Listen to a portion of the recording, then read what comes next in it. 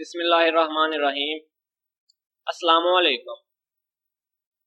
हम जो है वो स्ट्रिंग फंक्शंस डिस्कस कर रहे थे। तो हमने जो है वो अपना लास्ट जो स्ट्रिंग फंक्शन डिस्कस किया था वो था हमारे पास राइट फंक्शन। तो उसके बाद जो हमारे पास नेक्स्ट फंक्शन है वो है हमारे पास MIT स्ट्रिंग फंक्शन, मतलब के मिड फंक्शन। के मिड फंक्शन जो है वो GW बेसिक के अंदर किस तरह से वर्किंग करता है। तो इसकी डेफिनेशन देखते हैं। Mid function is use to get the specific part of string. क्या कि जो मिड फंक्शन होता है ये कोई भी जो स्ट्रिंग है उसका कोई मखसूस हिस्सा जो है वो उसको डिस्प्ले करवाने के लिए, उसको हासिल करने के लिए या उसको आउटपुट स्क्रीन के ऊपर देखने के लिए जो है वो हम लोग यूज करते हैं। तो कोई भी स्ट्रिंग है वो जितनी मर्जी लेंथी है, तो उसका आप कोई भी मखसूस जो है वो पार्ट देखना चाहते हैं तो उसके लिए आप जो है वो MIT फंक्शन का जो है वो इस्तेमाल करेंगे। तो इसका जो सिंटैक्स है वो हमारे पास क्या है, MIT और जो है वो str, s, e। अब इसके अंदर जो है वो str क्या है, वो है हमारे पास स्ट्रिंग। जो भी स्ट्रिंग लिखी है वो क्या होगी, वो str होगी। मतलब जब भी आपने मिड फंक्शन का यूज करना है तो आप MIT और $साइन जो है वो आपने साथ वैसे का वैसे ही लिख देना है। और उसके बाद जो str है इसकी जगह पे आपने क्या लिखनी है, अपनी कंप्लीट स्ट्रिंग लिख देनी है। ठीक हो गया। उसके बाद है s। अब s से क्या मुराद है, s से मुराद है कि जिस करैक्टर से आपने अपनी स्ट्रिंग को डिस्प्ले करवाना शुरू करना है उस करैक्टर का आपने नंबर लिख देना है।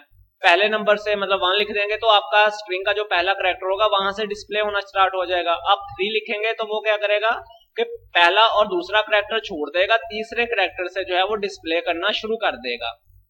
और उसके बाद कॉमा और फिर जो है वो ई है। तो ई से क्या मुराद है कि आप कितने करैक्टर जो है वो देखना चाहते हैं। अब अगर आपने जो है वो उसको एस की जगह पे 1 लिख दिया और ई की जगह पे आपने 3 लिख दिया तो वो क्या करेगा, पहले करैक्टर से डिस्प्ले करवाना शुरू करेगा और कितने करैक्टर आपको शो करवा देगा, 3 करैक्टर शो करवा देगा। चाहे वो एक वर्ड जो है आपने कोई भी लिखा हुआ वो कंप्लीट हो ना कंप्लीट हो, लेकिन उसने उतने ही करैक्टर आपको डिस्प्ले करवाने हैं। इसी तरह अगर आपने एस की जगह पे आपने लिख दिया 3 और ई की जगह पे आपने क्या लिख दिया, 5 लिख दिया, तो वो क्या करेगा, पहले 2 करैक्टर छोड़ देगा, तीसरे करैक्टर से डिस्प्ले करवाना स्टार्ट करेगा और कितने करैक्टर आपको डिस्प्ले करवाएगा, 5 करैक्टर जो है वो डिस्प्ले करवाने के बाद जो है वो आपका प्रोग्राम चलना बंद हो जाएगा। तो इसको जो है वो एक एग्जाम्पल के साथ देखते हैं, आपको मजीद समझ जो है वो लग जाएगी। तो एग्जाम्पल के अंदर हमने लाइन नंबर 10 से शुरू किया और लिखा CLS। उसके बाद लाइन नंबर 20 पे लिखा एक जो है वो स्ट्रिंग डिक्लेयर की जिसका नाम क्या रखा, ME, और उसकी हमने वैल्यू उसके अंदर क्या पुट कर दी, आई लव पाकिस्तान जो है वो उसके अंदर पुट कर दिया। उसके बाद लाइन नंबर 30 पे हमने क्या किया, जो है वो मिड फंक्शन का इस्तेमाल किया, प्रिंट मिड, और उसके बाद हमने जो है वो ब्रैकेट के अंदर क्या लिखा, जैसे उसका सिंटैक्स था STR की जगह पे हमने क्या लिख दिया, ME। तो ME का क्या मतलब था, जो ऊपर हमने स्ट्रिंग डिक्लेयर की है हमने, यानी कि STR की जगह पे कोई स्ट्रिंग वैल्यू लिखनी थी तो वो हमने क्या लिखा, यहाँ पे जो स्ट्रिंग वेरिएबल ऊपर डिक्लेयर किया था ME वो यहाँ पे लिख दिया। तो इसका क्या मतलब है कि ME की जो वैल्यू वो यहाँ पे पुट हो जाएगी। तो ME की वैल्यू है आई लव पाकिस्तान, वो जो है वो यहाँ पे पुट हो जाएगी। और उसके बाद S की जगह पे हमने क्या लिख दिया, 3। तो इसका क्या मतलब है कि आपको जो आउटपुट डिस्प्ले होना स्टार्ट होनी है वो तीसरे करैक्टर से स्टार्ट होगी। तो इसका क्या मतलब है कि आपको ना आई शो होगा, आई जो है वो पहला करैक्टर है, उसके बाद एक स्पेस है तो मतलब कि ये दूसरा करैक्टर है, और उसके बाद क्या है, एल जो है वो तीसरा करैक्टर है, मतलब कि ये एल से जो है वो प्रिंट होना स्टार्ट होगा। और उसके बाद हमने 3 के बाद कॉमा डाल के 4 लिख दिया। तो टोटल आपको कितने करैक्टर शो होंगे, 4। एल से लिखना स्टार्ट होगा, टोटल 4 करैक्टर शो होने, LOVE। तो आपको जब ये वाला जो है वो लाइन डिस्प्ले होगी या ये वाली लाइन जो है वो एग्जीक्यूट होगी तो आपको सिंपल सिर्फ और सिर्फ LOVE यानी कि लव लिखा हुआ शो होगा, ना ही आपको आई लिखा शो होगा, और उसके बाद जो स्पेस है वो भी नहीं शो होगी, और लव के बाद जो है वो आपने जो पाकिस्तान और स्पेस लिखी है वो भी जो है वो शो नहीं होगी। उसके बाद लाइन नंबर 40 है, तो वहां पे क्या लिख दिया हमने, प्रिंट MID, और उसके बाद हमने लिख दिया हेलो वर्ल्ड, और जो है वो उसके बाद एक स्ट्रिंग लिखने के बाद हमने S की जगह पे 1 लिखा और E की जगह पे हमने 5 लिख दिया। तो 1 से क्या मुराद है, 1 से मुराद है कि जो है वो पहला करैक्टर ही आपको डिस्प्ले हो जाए, और कहां तक डिस्प्ले हो, 5, मतलब कि पहले जो है वो 1 से स्टार्ट हो और 5 करैक्टर शो हो जाए। तो क्या होगा, ये H से लिखना स्टार्ट हो जाएगा, HELLO, 5 कैरेक्टर जो है वो O तक बनते हैं। तो आपको इसके अंदर क्या होगा, सिर्फ और सिर्फ जो आपने हेलो लिखा होगा वो ही प्रिंट होगा, और उसके बाद जो स्पेस है वो भी नहीं प्रिंट होगी, और जो वर्ड लिखा है वो भी प्रिंट नहीं होगा। अब जो है वो इसकी आउटपुट देखते हैं। तो ये देखो आउटपुट के अंदर क्या आ गया, पहले जो है वो लाइन नंबर 30 की जो आउटपुट आई उसके हिसाब से क्या लिखा है, लव लिखा आना था, तो वही जो है वो आपको नजर आ जाएगा। और लाइन नंबर 40 की जो आउटपुट हो गई वो आपको हेलो लिखा हुआ जो है वो नजर आ गई। उसके बाद हमारे पास नेक्स्ट फंक्शन है VAL फंक्शन। VAL जो होता है ये स्टैंड फॉर होता है वैल्यू, ये वैल्यू फंक्शन या VAL फंक्शन। तो इसकी डेफिनेशन देखते हैं। VAL function is used to find the numeric value of a string. ये क्या करेगा, कोई भी जो आपने स्ट्रिंग लिखी होगी उसकी कोई न्यूमेरिक वैल्यू अगर होगी तो उसको फाइंड करने के लिए ये इस्तेमाल होगा। अगर जो है वो आपने स्ट्रिंग के अंदर कोई भी न्यूमेरिक वैल्यू यूज नहीं की तो आपको जो है वो क्या रिजल्ट आएगा, इसका 0 जो है वो रिटर्न कर देगा। फॉर एग्जांपल आपने कोई एड्रेस लिखा स्ट्रीट नंबर 5 और जो है वो कुछ भी मार रोड फैसलाबाद, ठीक हो गया। तो अब क्या होगा, जब ये जो है वो आप इस स्ट्रिंग के साथ जो भी आपने कोई एड्रेस लिखा उस स्ट्रिंग के साथ जब आप VAL का फंक्शन यूज करेंगे तो जब वो वाली लाइन एग्जीक्यूट होगी तो आपको क्या होगा, जो भी आपने कोई न्यूमेरिक वैल्यू अगर लिखी होगी, कोई डिजिट, न्यूमेरिक वैल्यू मतलब कि कोई नंबर कोई डिजिट लिखा होगा तो वो शो होगा। तो अगर आपने उसके अंदर स्ट्रीट नंबर 5 या 6 कुछ भी ऐसा लिखा हुआ तो इसकी आउटपुट जो है वो आपको सिर्फ और सिर्फ 6 जो है वो शो हो जाएगी। लेकिन अगर जो है वो आपने कोई भी डिजिट इसके अंदर नहीं लिखा हुआ तो आपको जो है वो 0 जो है वो आउटपुट के अंदर डिस्प्ले होगा। उसके बाद जो है वो इसका सिंटैक्स देखते हैं। तो सिंटैक्स है हमारे पास VAL और STR। VAL आपने वैसे का वैसे ही लिख देना है, और जो यहाँ पे STR है ये क्या है आपके पास, यहाँ पे जो है वो आपने एक कोई स्ट्रिंग लिख देनी है जिसकी आप जो है वो न्यूमेरिक वैल्यू डिस्प्ले करवाना चाहते हैं या जो है वो आउटपुट के अंदर देखना चाहते हैं, वो आपने STR की जगह पे लिख देनी है। इसकी जो है वो एग्जांपल देखते हैं। तो एग्जांपल के अंदर लाइन नंबर 10 से हमने स्टार्ट किया, CLS लिखा, उसके बाद लाइन नंबर 20 पे हमने लिखा प्रिंट PAL और डबल कोटेशन मार्क के अंदर क्या लिख दिया, 786 लिख दिया। अब जो 786 है डबल कोटेशन मार्क के अंदर कोई भी चीज लिखी हो तो वो आपको वैसे की वैसे आउटपुट के अंदर शो हो जाती है।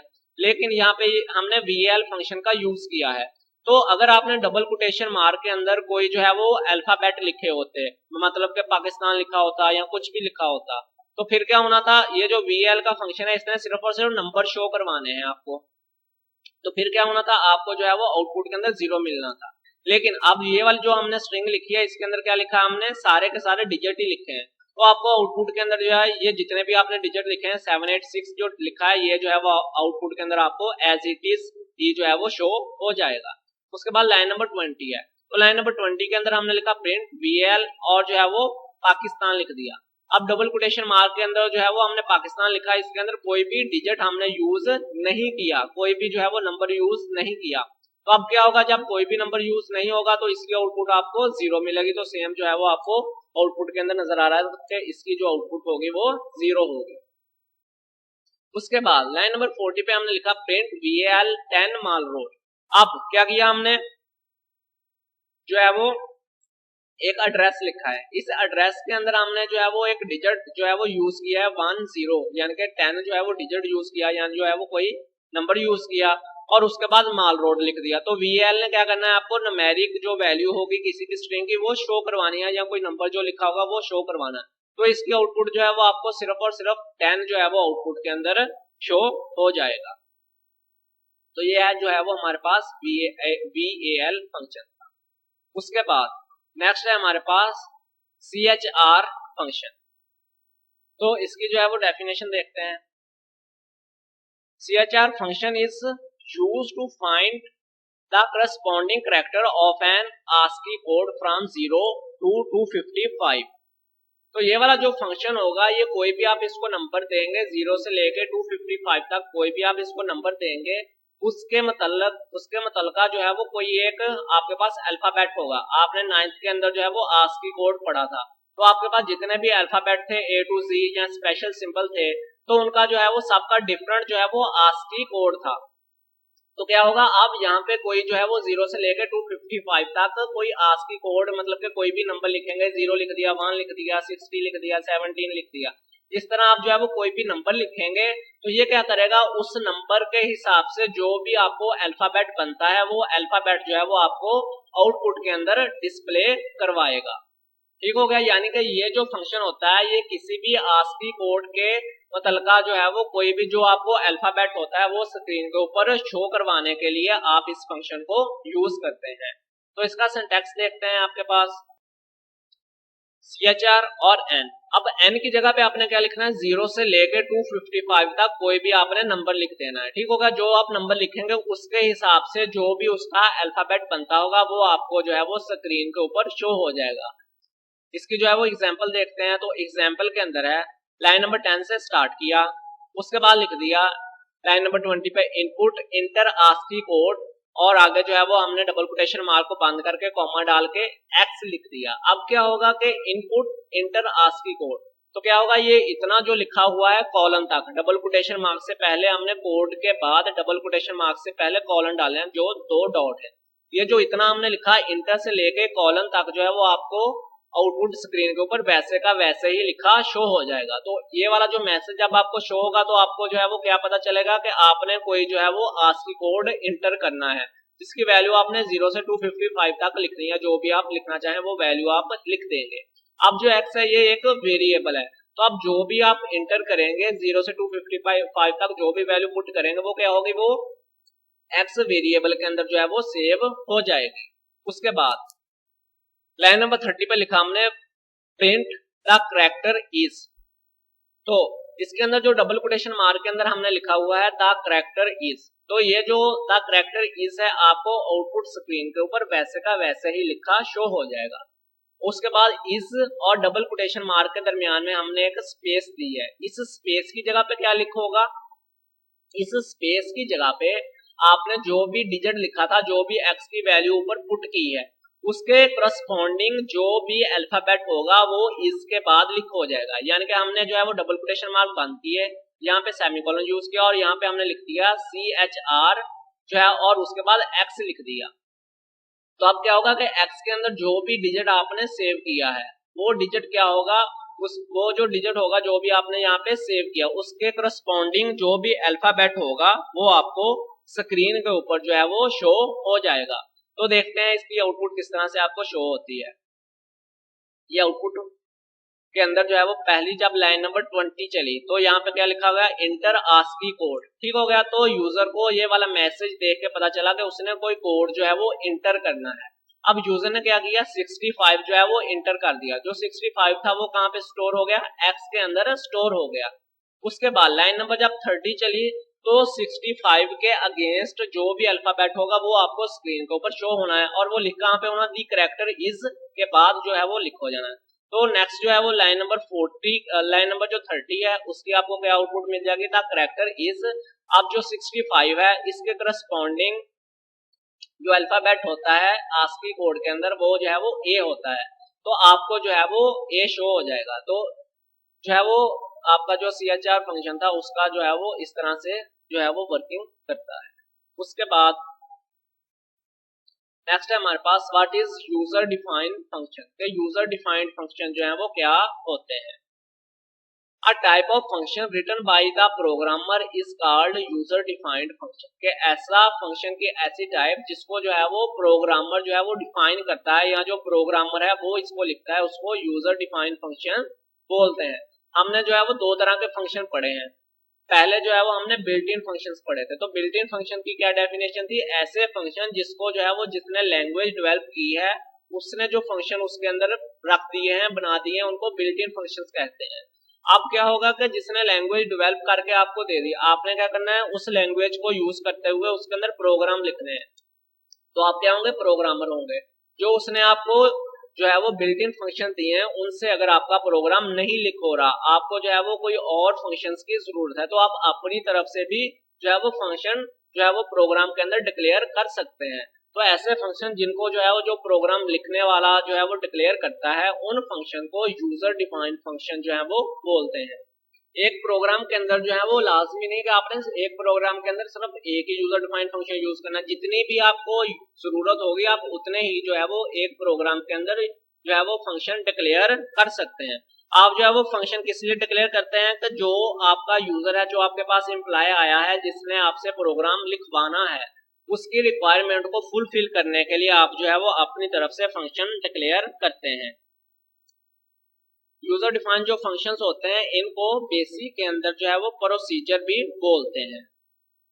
तो जो यूजर डिफाइंड फंक्शन होंगे ये क्या करेंगे, ये मुख्तलिफ तरह के जो है वो ऑपरेशंस जो है वो सर अंजाम देंगे। जिस तरह हमने जो है वो जब बिल्ट इन फंक्शन पढ़े थे तो तब भी हमने यही पढ़ा था कि ये डिफरेंट जो है वो मुख्तलिफ वैल्यूज के ऊपर डिफरेंट तरह के ऑपरेशन जो है वो परफॉर्म करते हैं और ऑपरेशन परफॉर्म करने के बाद आपको एक सिंगल वैल्यू रिटर्न करते हैं। तो इसी तरह जो आपके पास यूजर डिफाइंड फंक्शन होंगे ये भी जो है वो वैल्यूज के ऊपर डिफरेंट तरह के जो है वो ऑपरेशन सर अंजाम देके आपको एक सिंगल वैल्यू रिटर्न करेंगे। जिस तरह जो है वो आप दो नंबरों को जमा करना चाहते हैं 10 + 10, ठीक हो गया, आप क्या करेंगे एक ऐड का फंक्शन बना देंगे और उसके अंदर क्या लिखेंगे, दो डिजिट्स लिख देंगे। वो जो होगा जो फंक्शन आपने बनाया वो क्या करेगा, इन दो डिजिट्स के ऊपर जो है वो ऑपरेशन सर अंजाम देगा। तो आपने लिख दिया 10 + 10, दो डिजिट से इनके ऊपर ऑपरेशन सर अंजाम दिया और उसके बाद आपको रिटर्न क्या किया, एक सिंगल डिजिट मतलब के 20 जो है वो आपको उसने रिटर्न कर दिया।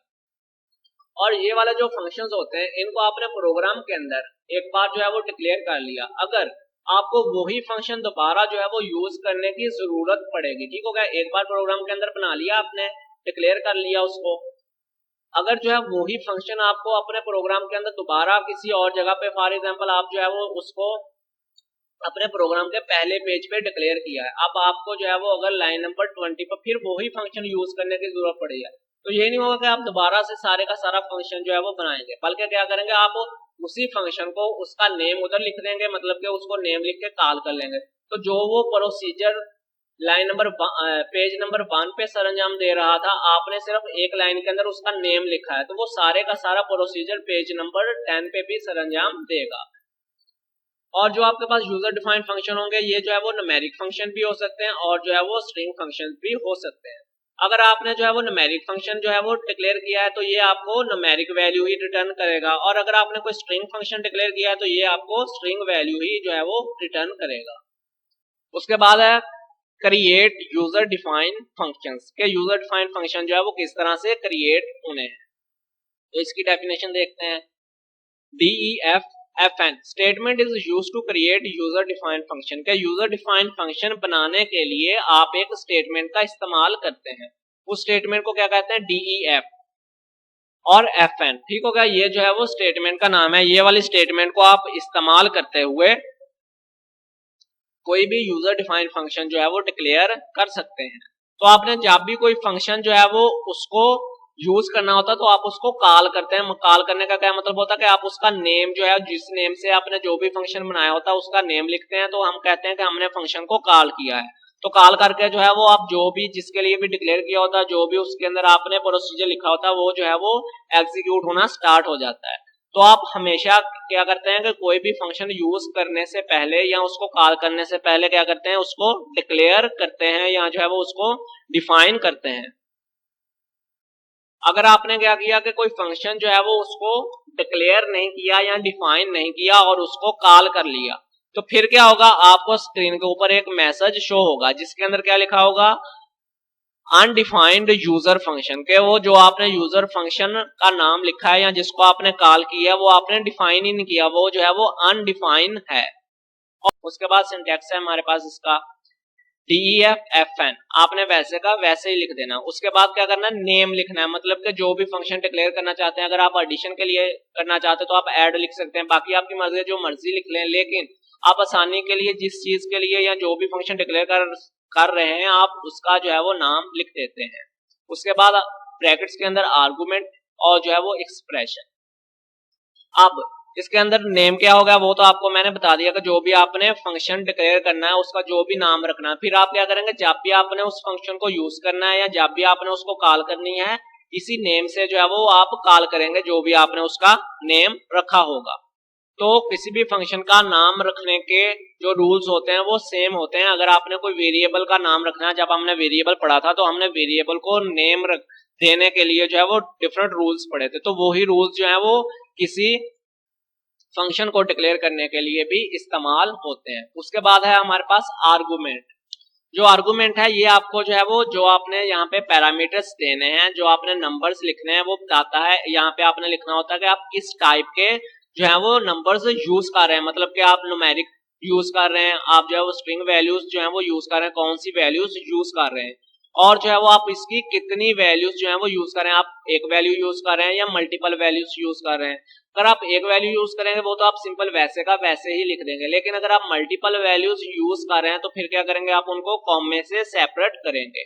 तो आपने जो भी पैरामीटर्स देने हैं वो जो पैरामीटर्स होंगे या जो वैल्यूज होंगी वो जो है वो वेरिएबल की फॉर्म में भी हो सकती हैं, कांस्टेंट फॉर्म में भी हो सकती हैं। नेक्स्ट है एक्सप्रेशन। तो एक्सप्रेशन जो होती है ये क्या होता है आपके पास, जब वो वैल्यूज होती हैं जब आपने फंक्शन को कॉल करना होता है तो जिन्होंने एग्जीक्यूट होना होता है, मतलब कि एक्सप्रेशन क्या होगी, वो चीज होगी जब आप फंक्शन को उसका नाम लेके कॉल करेंगे तो जो भी ऑपरेशन सरंजाम देने हैं वो क्या होंगे, वो एक्सप्रेशन होगी। तो जो एक्सप्रेशन होगी वो एक सिंगल वैल्यू भी हो सकती है, सिंगल स्टेटमेंट भी हो सकती है, या जो है वो मुख्तलिफ तरह के वेरिएबल्स या मुख्तलिफ तरह के कांस्टेंट या जो है वो ऑपरेटर्स भी आप इसके अंदर यूज कर सकते हैं। उसके बाद जो है वो इसकी एग्जाम्पल देखते हैं। तो एग्जाम्पल के अंदर CLS लिखा, उसके बाद क्या लिखा हमने, DEF स्टेटमेंट लिखी, और उसके बाद नेम की जगह पे क्या लिख दिया, सम लिख दिया, SUM सम, मतलब कि हम लोग एक फंक्शन जो है वो डिफाइन कर रहे हैं जिसका नाम क्या रख लिया हमने, सम रख लिया। अब आर्गुमेंट के अंदर क्या लिख दिया, A, B। क्या हुआ कि दो आर्गुमेंट्स लिखे हैं, तो अगर दो आर्गुमेंट्स लिखने हैं तो आपने क्या करना है, उनको कॉमे से सेपरेट करना है। A और B लिखा तो हमने दरमियान में कॉमा यूज कर लिया। उसके बाद इज इक्वल टू, अब क्या लिखी है हमने, एक्सप्रेशन लिखी है। एक्सप्रेशन क्या होता है, वो वेरिएबल्स, ऑपरेटर्स, कांस्टेंट वगैरह का जो हम लोग उनको इकट्ठा करके जब लिख देते हैं तो वो एक एक्सप्रेशन होती है। हमने जो है वो पिछले लेक्चर जो है लिए हैं उनके अंदर पढ़ा है। तो हमने यहाँ पे एक्सप्रेशन क्या लिख दी, A+B लिख दी। उसके बाद लाइन नंबर 30 पे क्या किया हमने, लिखा प्रिंट। प्रिंट लिखने के बाद क्या लिख दिया हमने, 10+20 लिख दिया। ठीक हो गया, ये जो ऐड का फंक्शन था A की जगह पे 10 लिख दिया और प्लस डाल के B की जगह पे क्या लिख दिया, 20 लिख दिया। Is equal to double quotation mark बंद कर दिए। उसके बाद सेमीकोलन का यूज किया और उसके बाद क्या किया, फंक्शन को हमने कॉल की है। फंक्शन को कॉल किया तो क्या लिखा, FN सम। सम जो है वो हमने नाम रखा था तो उसका नाम लेके हमने जो है वो कॉल कर लिया। और ब्रैकेट के अंदर जो है वो यहाँ पे क्या था, आर्गुमेंट। आर्गुमेंट की जगह पे हमने क्या लिखा था, A व B। तो यहाँ पे जो आर्गुमेंट हमने पुट किए हैं, A की जगह पे 10 पुट किया, B की जगह पे 20 पुट किया है, तो वो क्या हो जाएगा, 10, 20 लिख हो गया। तो अब जो फंक्शन हमने डिक्लेयर किया था उसने क्या करना था, नंबरों को जो है वो जमा करना था। ठीक होगा, यहाँ पे हमने ये फंक्शन को कॉल की है तो जो भी हम लोग नंबर्स देंगे वो क्या करेगा, फंक्शन इन नंबर्स को जो है वो ऐड कर लेगा। तो अब क्या होगा, ये जो डबल कोटेशन मार्क के अंदर लिखा है ये तो आपको आउटपुट के अंदर वैसे का वैसे लिखा शो हो जाएगा, इज इक्वल टू तक। उसके बाद इस फंक्शन ने जो है वो जो हमने सम का फंक्शन डिक्लेयर किया था उसने एग्जीक्यूट होना है और उसने क्या करना है, जो मल्टीपल वैल्यूज थी उनके ऊपर ऑपरेशन सरंजाम देके आपको एक सिंगल वैल्यू रिटर्न करनी है। तो हमने जो उसके अंदर आर्गुमेंट पास किए हैं वो क्या पास किए, 10 और 20, और उनको क्या किया है, ऐड का फंक्शन यूज किया, मतलब कि उनको सम किया है। तो उनके ऊपर जो है वो ऑपरेशन सरंजाम देगा और आपको एक सिंगल वैल्यू मतलब कि उन दोनों को ऐड करके जो है वो दे देगा। तो सिंगल वैल्यू जो है वो आपको 30 आउटपुट के अंदर शो हो गई।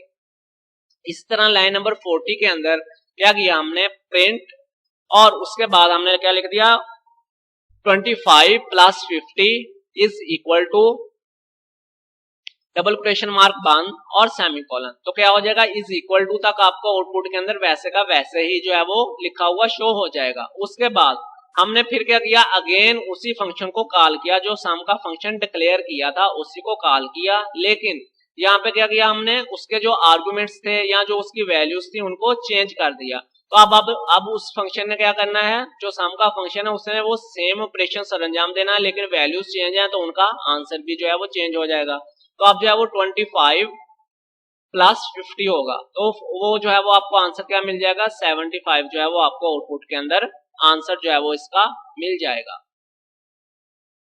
तो इस तरह जो है वो ये आपकी एग्जाम्पल जो है वो एंड हो गई। तो ये जो है वो हमारा आज का लेक्चर था। अल्लाह हाफिज।